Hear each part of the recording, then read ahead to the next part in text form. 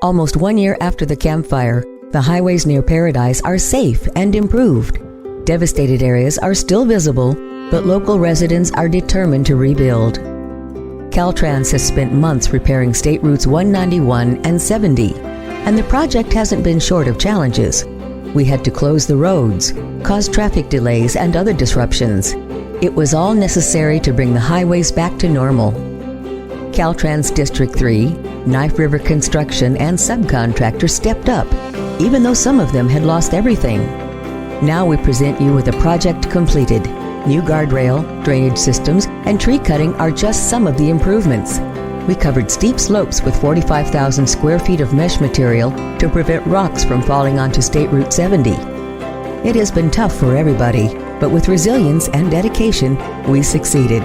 Our hearts go out to Paradise. May we present you with safe and improved highways.